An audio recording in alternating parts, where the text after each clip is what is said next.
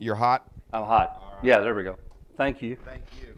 Okay. Well, I'll just say before he gets started, thank you guys for stepping in because everyone saw the email that our presenter came down with the illness, so they stepped up, stepped Yeah. in, and that's how we roll around That's how we here. roll. Thank you. Honestly, I think very few saw the change, or they wouldn't be here. Where's Rachel? The one time I want you to call on my table, and you just blow it off. I never called on that table. Yeah, you call on it when I've got a speaker that doesn't know the answers. I'm not sad. I'm just pointing something out. You're going to be here the 28th, right? Cool. No,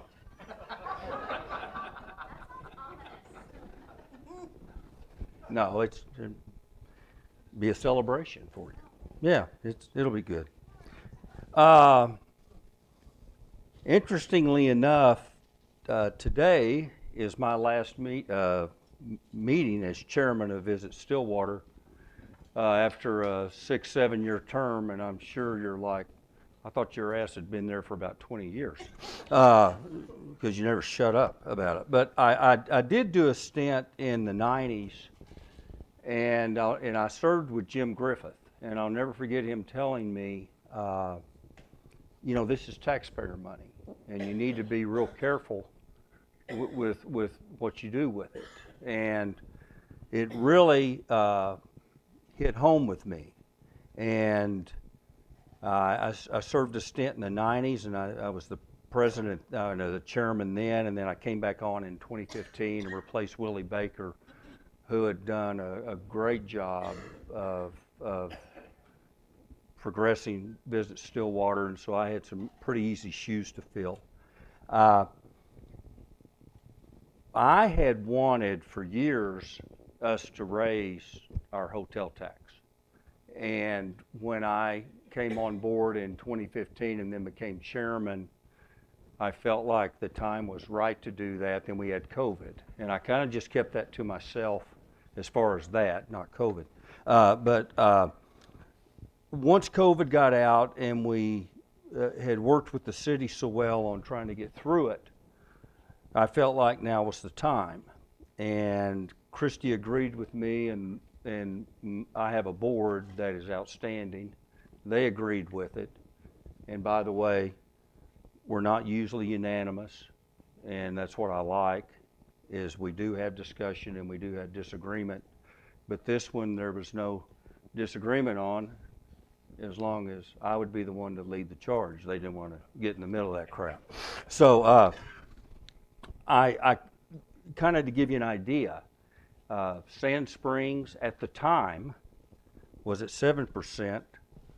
Ponca City, Perry, and Enid at the time were 8%. And we were at 4%. And I was like, my gosh, we're just allowing so much revenue that we have a university and they don't. And it was just a no-brainer to me. And I met, to their credit, with Norm and Will. We met with them in September of 21.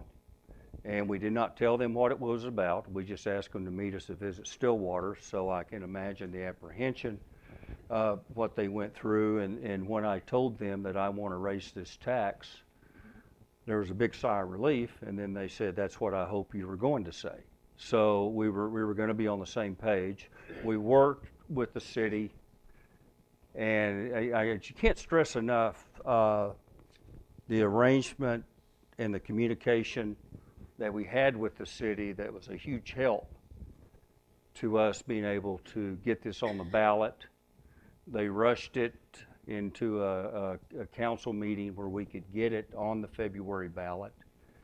And because of you guys, we won by 70%. You don't win many things by 70%.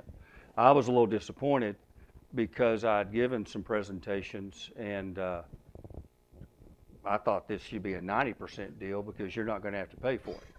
But I knew some of my presentations didn't go well because the first one I did, after I was done with it, they asked me about how I could help them with their rural water. And that's the God's honest truth. And I just looked at Cristy and went, I'd been up half the night. I was nervous about being in front of this group, not y'all, them. And I go on for 20 minutes. I'm interrupted by waitresses and waiters, the whole thing. I've got 8 people in the damn place. And, and I'm going, I was up half the night over this, and then I get this question from the back, and it's, I know this is a little different, but can you help me with my rural water problem? And I'm like, this is outlandish. And I got through it, and I talked to Cristy, and I go, did I get off on a rural water tangent during this thing and just black out? And she said, no, it's just the way it rolled. So, needless to say, the other meetings were much more enjoyable. The questions seemed to be pertinent, and I finished it with this group. And I wanted to work with the other groups and make my mistakes there because I knew not to make them here because of a sergeant at arms that, I wouldn't get out of here with less than $100. So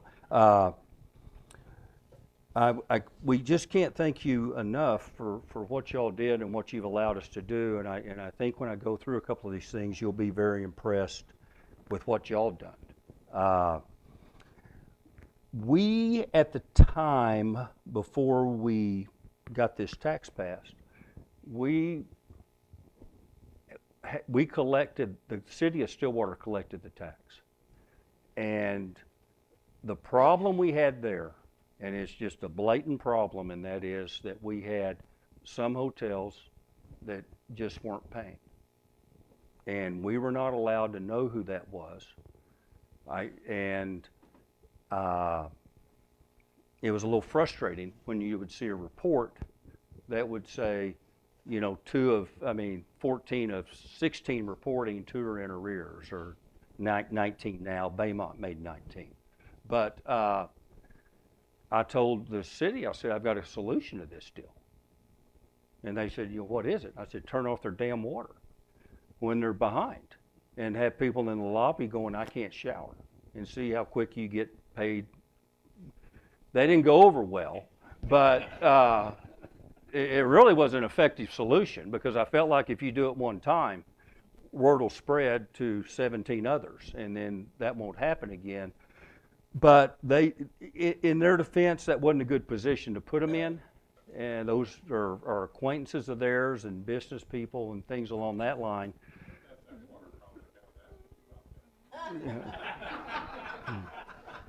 So, God, you always show up. Anyway, we were able to get and work an agreement out with the city of Stillwater where the Oklahoma Tax Commission started. Chuck, I still hear you. Where the Oklahoma Tax Commission was allowed to start collecting the tax. And that changed overnight how those things were collected. No one wants to get on the bad side of that deal. And so that was a huge relief, I think, to us. And in fairness to the hoteliers in this town, and just fair to everyone involved. The other thing we did that we certainly felt like protecting the hotels was the right thing to do, but we also needed the Airbnbs and the VRBOs to start paying. We had a couple of those short-term rentals that we talked with, that was spoken about, that would voluntarily pay and had no obligation to pay. And so we would also highlight them along with our hotels, which was only the fair thing to do. But once the Oklahoma Tax Commission got involved, all of a sudden those 267 started paying, and that changed. We went from 132 in July 2022 to 267 in May of 23. So the numbers were there. We just needed them collected. And so then that happened. To give you an idea, our fiscal year 23, y'all passed this thing in February of 22. It started in July of 22, it ends June 23, and we are up 83%. Think about that, 83% from a year ago. We went from a total tax collection of $857,000 to $1.566 million. So the vision that board had, I think, was spot on. And to be fair, none of you should be paying that tax unless you've had a rough night.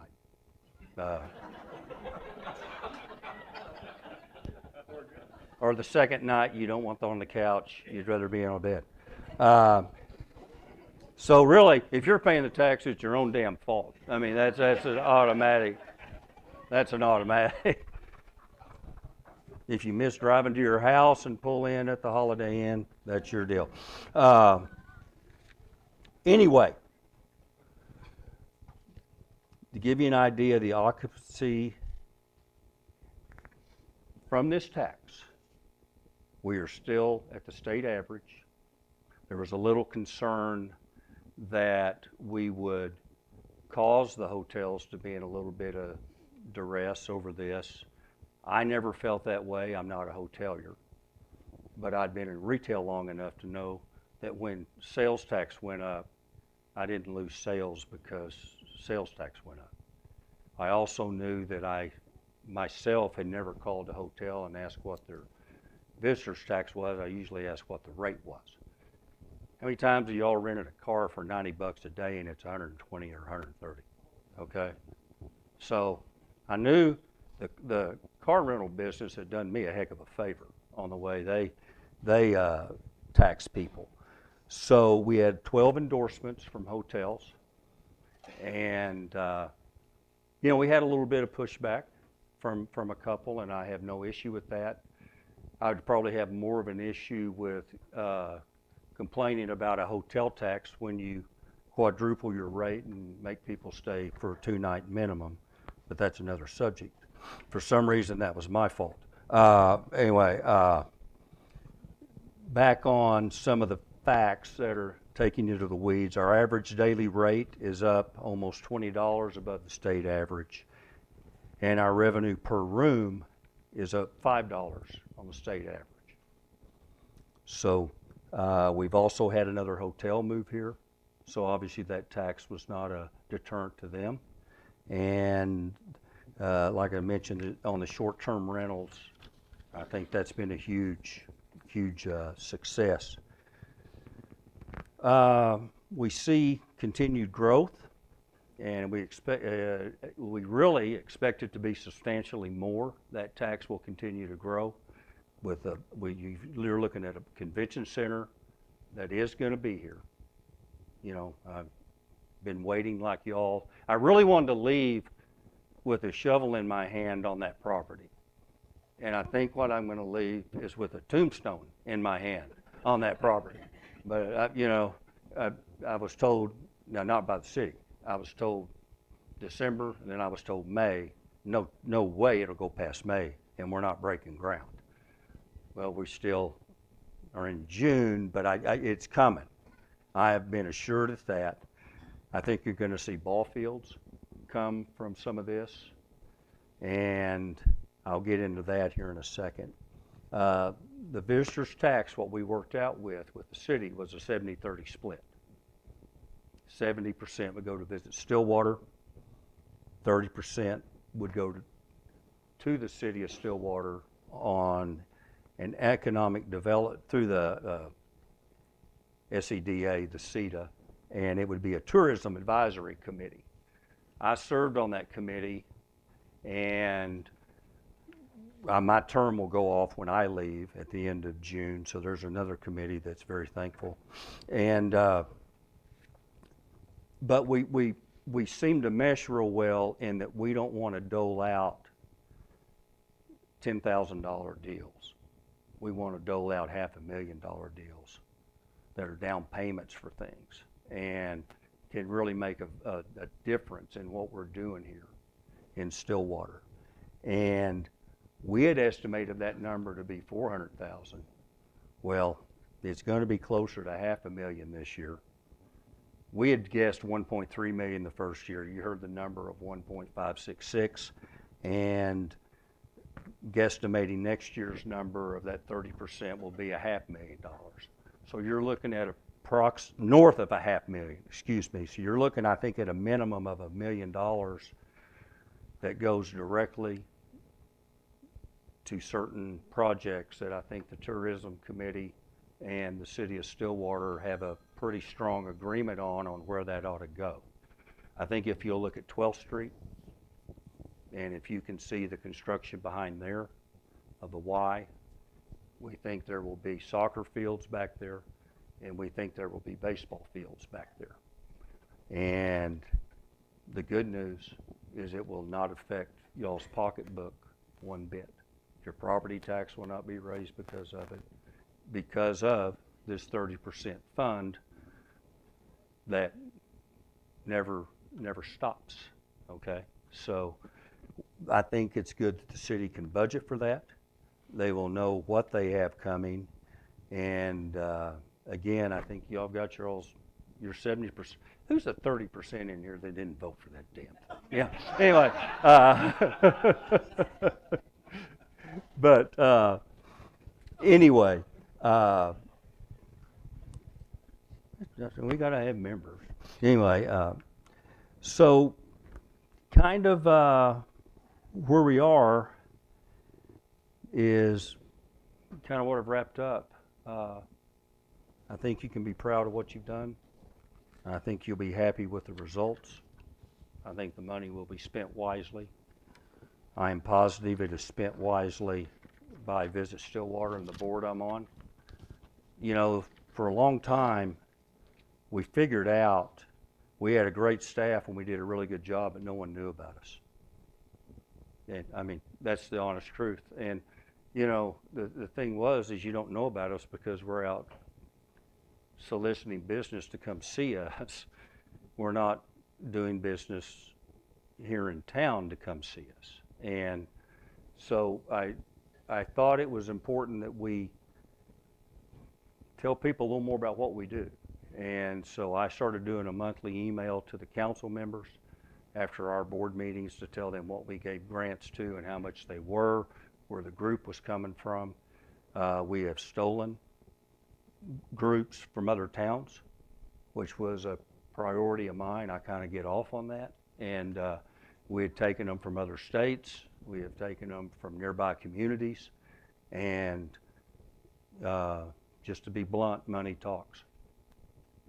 And if you don't have it, they're not coming because somebody else is going to do it and do it for them. So now with our budget now,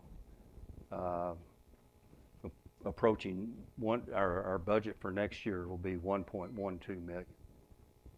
So we're armed and ready to go, and we just need that convention center to get going.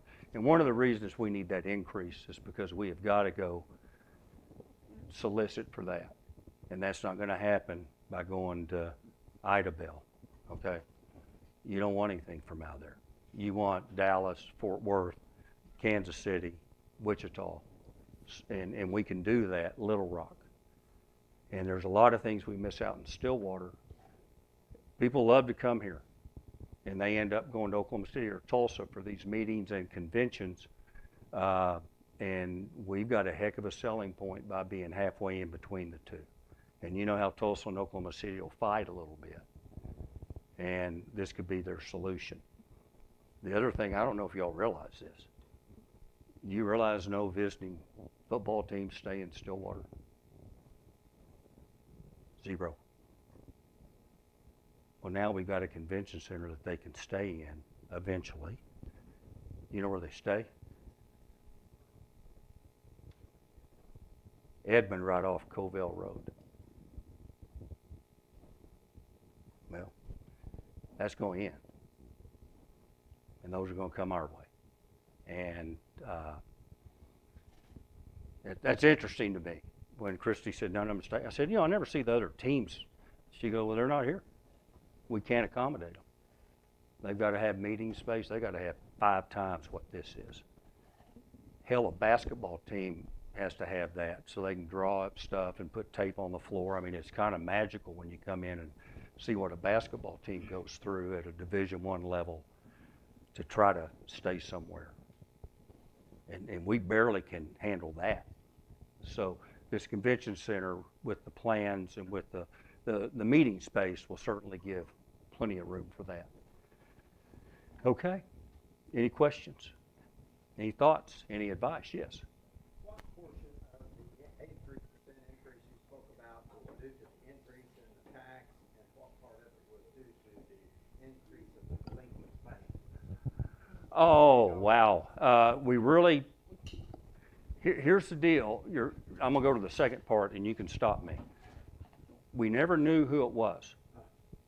Okay, so you got to understand, when they say tour delinquent, they don't tell you how much. I really don't want to. No, I'm sorry, that's my fault. Yeah, I'm joking. The first part was, What portion of the 83% increase was an increase in the tax, and what portion was an increase of collections and delinquencies? okay, do we have that? Are we okay? Okay, thank you. Again, we heard my answer to the second part, and I think it's a very factual second part. We didn't know. I mean, it's just because they wouldn't tell us who, because I would then figure out which hotel to shut the water off in, and they didn't want me to know that. And you can answer the first part. Sure. The Oklahoma Tax Commission has been collecting for about 3 years now, and so the 83% really is not those that have not remitted. Now they're collecting it. The guests are actually paying it. They're collecting it, and then they used to decide whether or not they were going to remit it. But now with the Oklahoma Tax Commission doing it, they have a lot more teeth, and so they're a lot less likely to do that. So the 83% really is almost all predominantly an increase to visitors and the increased tax. And what I probably need to clear up was the delinquencies were collected. They just weren't remitted. It would be like if I had Chris's and wasn't paying the sales tax. It's just, that's what it was. I'm still collecting it, but I chose not to pay it. So, and that was the argument that I had, was it's not like they're not collecting it. It's part of their computer system. But it's just not doing that. It's kind of like you can hold the reservation, but you don't have a car for me. Okay? Yep. Bingo. I should have, that's getting to the point, Larry. I usually do that, but I'm trying to kind of be a little nicer about it. But that's spot on. No, thank you. I appreciate that. Spot on. They were collecting it, not remitting it. Yeah. Question back on the short-term rentals. Of that 267 total, what's the approximate number as far as business short-term rentals versus residential short-term rentals? Are you talking about the people that are staying? No, the number of them. You said there's 267 short-term rentals total. Right. How many of those are business short-term rentals, and how many are residential short-term rentals? The percentage is very low. The difficult thing for us is you only have to be permitted if you're located in a residential area. You don't if you're permitted commercial. And I only know of probably 15 in a commercial district right now. We subscribe to a service called AirDNA, and they are the ones that are able to provide us that information in aggregate. So they're the ones who give us the numbers. Now, that also means, in my mind, there's probably more than 267 because they're not reporting to anybody. You said only 15 of them are business? Are you talking about like above Gray's Good and the ones that Drew's gonna build above the No, restaurant no. downtown? You know, The- you said if they're business, they don't have to be permitted. If they're residential, If they they're ha- located in a commercial district, I mean, if you run an Airbnb, that's a business. So I took it to say that you were the ones located in residential areas as opposed to those located on That's Campus exa- Corner or downtown or Yeah, that's my question. How many are in residential areas? And therefore- residential would be 95% of them.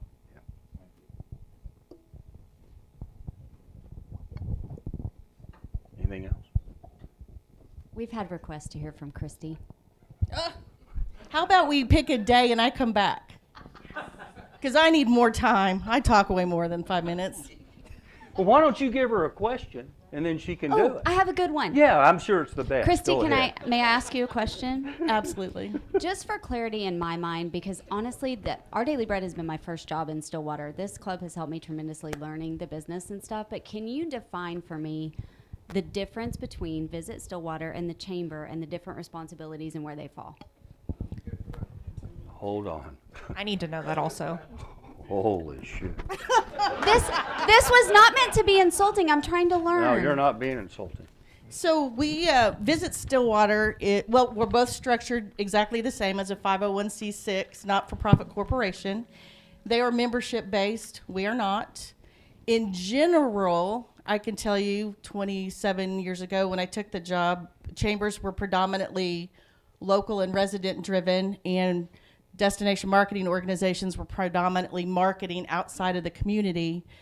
For many different reasons, we have now transitioned into being a lot more communicative with our residents. For instance, we're the ones that do the calendar of events and promote about 256 local hospitality industry partners, over 2,000 local events. I would say we definitely are working really well together now. We have different missions. I don't know how to explain it. I think the biggest difference is they're membership based and we're not. So it wouldn't be right for us to try to promote Stillwater very accurately for visitors if only those that could afford to pay us to do so would be the message that we were relaying. Because a lot of times the best attractions to a community don't have a big budget and don't do a lot of marketing. That's why we do that for them. So a majority of our budget is used for grants, like Chris mentioned, to get groups into Stillwater, but also as an economic development organization to promote almost 300 local businesses and 2,000 events. And oftentimes we do more marketing for a local event or business than they actually do for themselves. And that's how that money is used. So I would say that's just the main difference. Well, and I used to think of you guys as tourism and them as business, but that's not. I mean, you're talking about a ton of business, and so I just. Because we couldn't sell Stillwater without our local business partners, because we don't have hotel rooms or restaurants and museums and attractions. We depend on our business partners to partner with us to be able to attract and motivate people to drive to Stillwater, spend some money. You guys want to see what that convention center is going to I look want like? to- Yes, please. Yeah. See if I can figure out how to What's the estimated date of it? 2025? 20. Yeah, what do you got? It's when they're going to start Block 34. Yeah, that's outside of I'm not avoiding your question. That's a whole different committee. Mr. Brady, he'll know. And yeah, there's other more qualified than me. So we just received this week the 100% plans, which is a big deal from the Block 34 design crew. Our engineering teams at the city have the RFQ ready to go out, so it'll be submitted hopefully in the next week. That will help us select the qualified contractor that's going to do not only the block, the $8 million-ish block, but also the $5 million of improvement around the block. So we hope by the time the bidding comes back and the project dirt starts moving in October. That would be And what best happens guess. with us is as events start coming, then we go market the events. but we have zero control over convention center, Block 34, anything like that. Isn't it cool? I know we gotta get out of here, but In the building, boom. and a note on this, on the convention center, the building permit has been issued. I mean, it's good to go. Where's it going? Directly east of Eskimo Joe's. The big lake lot there. Right on the next building. Just give me the mic. Oh, sorry. It's going to be right by the YMCA. Can't you see the Y in the background?